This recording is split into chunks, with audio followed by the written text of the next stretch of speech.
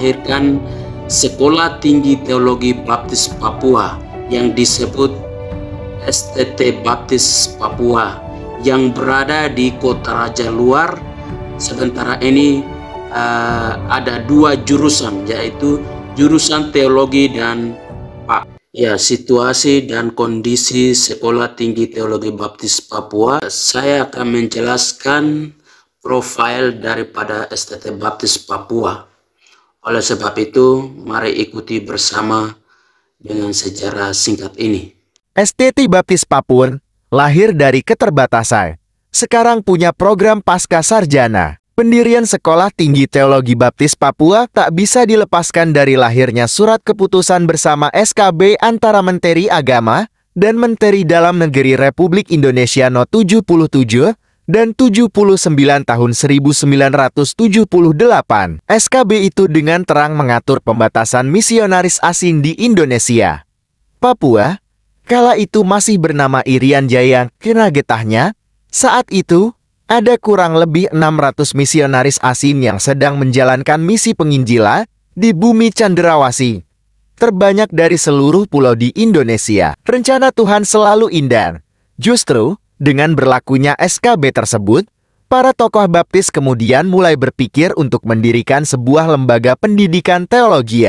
Wacana untuk merealisasikan hal tersebut ditindaklanjuti dengan pertemuan antara Badan Pengurus Sinode BEJ, Badan Pengurus Wilayah-Wilayah, dan Badan Pengurus Yayasan Pelayanan Baptis Irian Jaya YAPLBAPERJE. Usulan mendirikan perguruan tinggi kemudian disetujui dalam pertemuan yang dihadiri sejumlah badan pengurus wilayah, Dewan Gereja dan utusan Australian Baptist Missionary Society ABMS pada malam 14 Februari tahun 1979 ketika orang di belahan dunia lain sedang merayakan Valentine Hari Kasih Sayang di Tiam, Lanijaya. Sebuah peristiwa bersejarah tertoreh dengan dicanangkannya pendirian Institut Teologia Baptis. ITHB Irian Jaya. ITHB mengambil moto yang diambil dari kitab Injil Efesus 4:12 untuk memperlengkapi orang-orang kudus bagi pekerjaan pelayanan, bagi pembangunan tubuh Kristus. Dua intelektual gereja baptis, Pendeta Joseph A. Karachi dan R.D. F.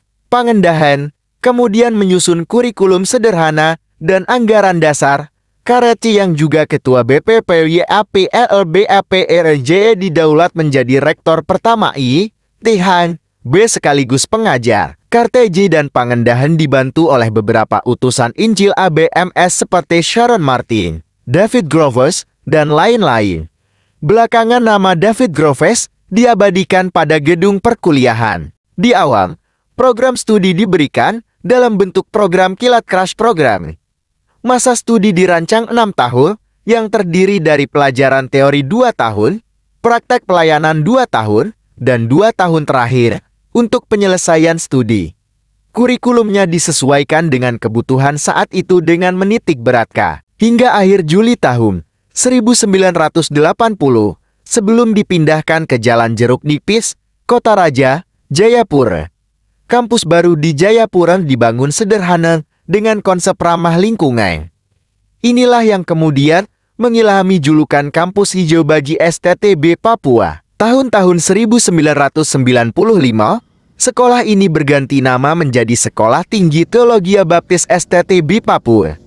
Nama baru ini digunakan untuk menyesuaikan statusnya menurut aturan undang-undang dan sistem pendidikan nasional, serta peraturan pemerintah RI tentang perguruan tinggi. Agustus tahun 1984, ketika R.D.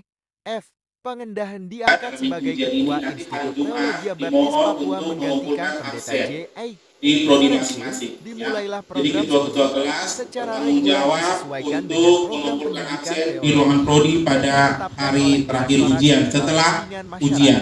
Yang kedua, khusus buat semester 1 prodi Pak dan prodi teologi yang belum menyerahkan ijazahnya, dimohon dalam minggu ini sudah bisa diserahkan supaya di-input. Terima kasih. Kristen Departemen Agama Republik Indonesia melalui standar kurikulum minimal yaitu program Diploma Teologia 80 SKS, Sarjana Muda Teologia 120 SKS. Selanjutnya dikembangkan program Sarjana Teologia dengan 160 SKS. Buat perjanjian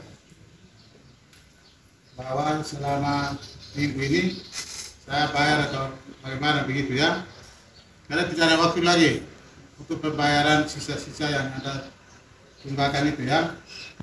Jadi hari ini buat perjanjian, kalau sudah buat perjanjian baru ikut ujian semester.